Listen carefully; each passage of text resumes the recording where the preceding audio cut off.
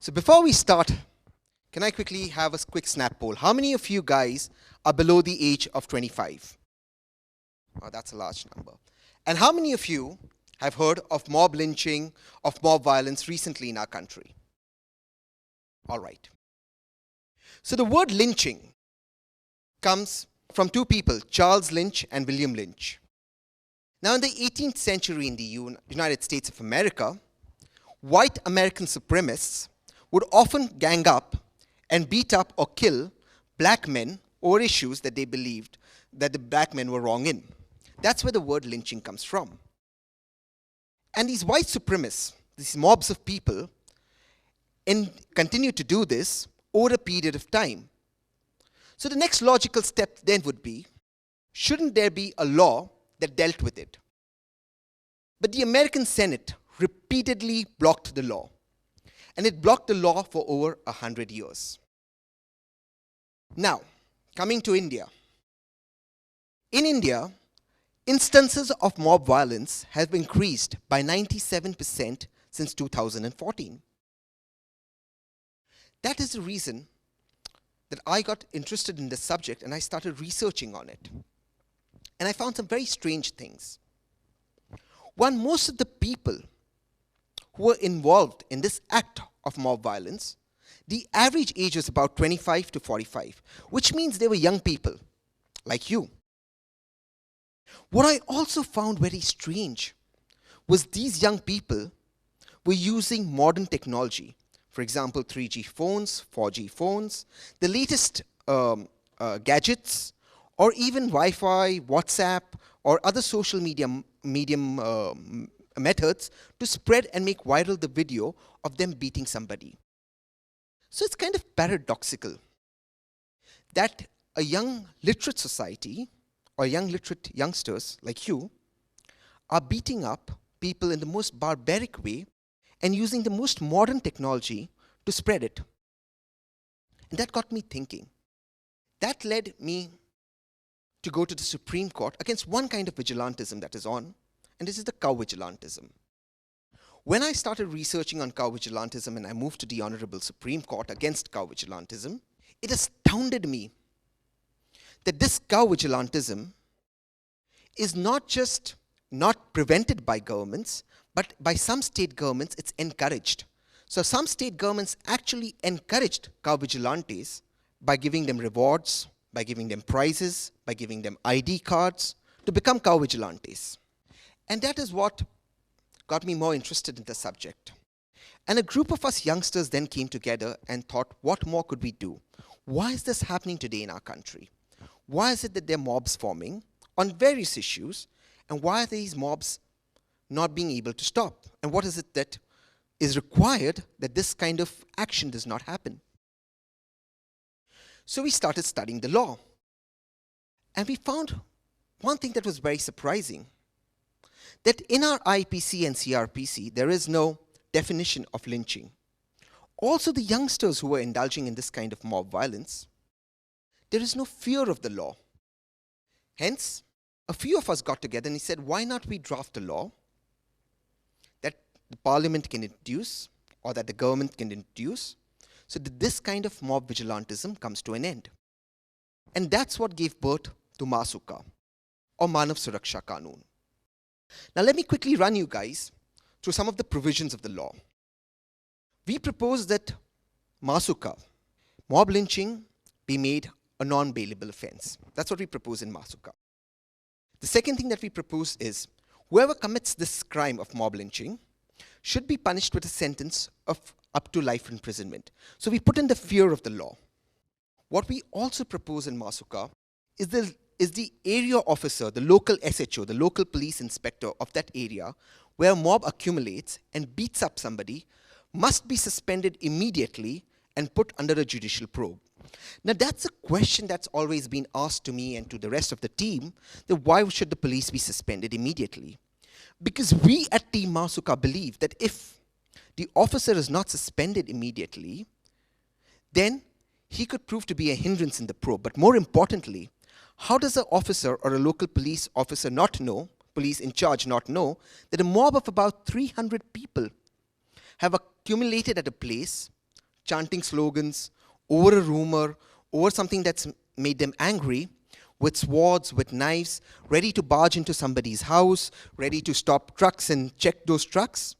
So somewhere there is the local officer not taking responsibility or actually encouraging this kind of violence. So hence the local officer must be suspended, put under a judicial probe, and the judicial probe finds him, time-bound judicial probe finds the officer not guilty. There was a genuine reason. He did not know that the mob was accumulating. Let him go back to his duty, or let her go back to doing her duty. We also propose that these cases should be investigated by an officer no less than a senior inspector and reporting directly to the Inspector General of Police. Because very often what happens is when youngsters or when a mob is violent or is encouraged to become violent, the ringleaders are very influential people. And therefore, they sort of manage the police into not taking action. And because action is not taken, the first part of our survey we realized that most people who indulged in this barbaric act were not afraid of the law. So, we've proposed SOPs in MASUKA that the local police officer needs to follow while investigating a case, and even the district magistrate to whom the case goes, because the case will ultimately go to court, must be an experienced magistrate with no less than 7 years' experience. So it just can't go to a magistrate who's a fresher out of law school or has just been appointed a magistrate, but somebody who understands the law. What we've also attempted to do is put in compensation and rehabilitation, and I will explain to you why that's important. So compensation and rehabilitation is a clause that needs to come in simply because when you lynch somebody, when a mob destroys the person, it's not just killing him or destroying him or maiming him for life, but it is the entire family that's dependent on the person. For example, there's a case in Rajasthan, Pehlu Khan, who was transporting cows and buffaloes. He's a dairy farmer.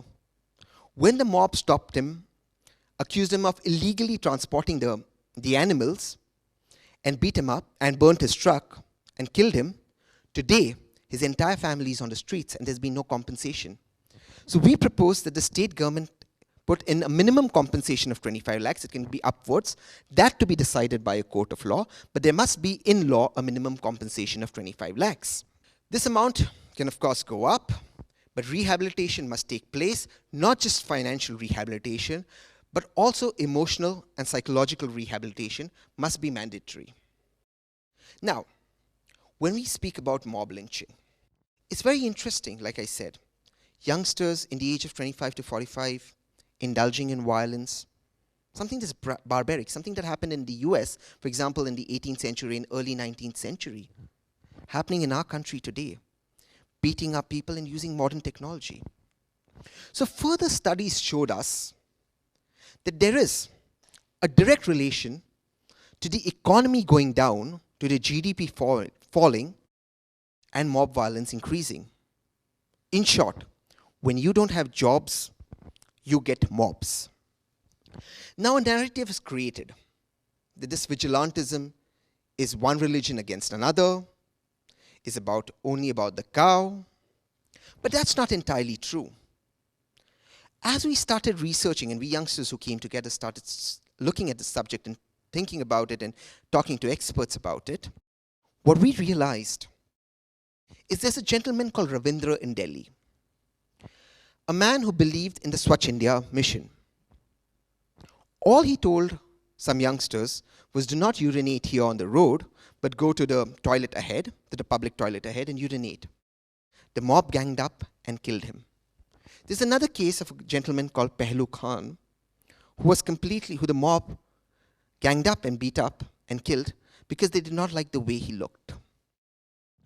And most cases of mob violence are against migrant workers, sex workers, transgenders, and students. Because somebody does not like somebody romancing, they don't like a couple, they don't like two men, they don't like two women, they think this man and this woman should not be together for religious reasons, for caste reasons, for whatever the reason is. And therein lies the problem. In our society, it is not the job of the government to tell people who they can love or who they cannot love. There is no need for vigilante justice or Romeo squads, as you must have heard about, to enter your bedrooms and see who is with who. It is also not the job of governments to tell people what they can eat or what they cannot eat. The government is elected to give food to those who do not have food, not moral police those who decide for their choice of food. And that, friends, is a very dangerous trend. Most of you out here are youngsters. None of you want mobs. All of you want jobs. And that is the aim of MASUKA. We hope that our government and our parliament passes this law in the coming session of parliament, which is the winter session, and brings about this protection so that young people are not encouraged to take to the streets, but can focus on things that are most needed for our country. Because like the American Senate that I told you, blocked the anti-lynching law for 100 years, in 2005, it had to apologize to the people of the United States of America for not allowing this law to pass. All of us, youngsters who've come together for this, all of us want that our parliament never need to apologize to you, and hence, we hope that this law is passed in the next session. Thank you. Jai Hind.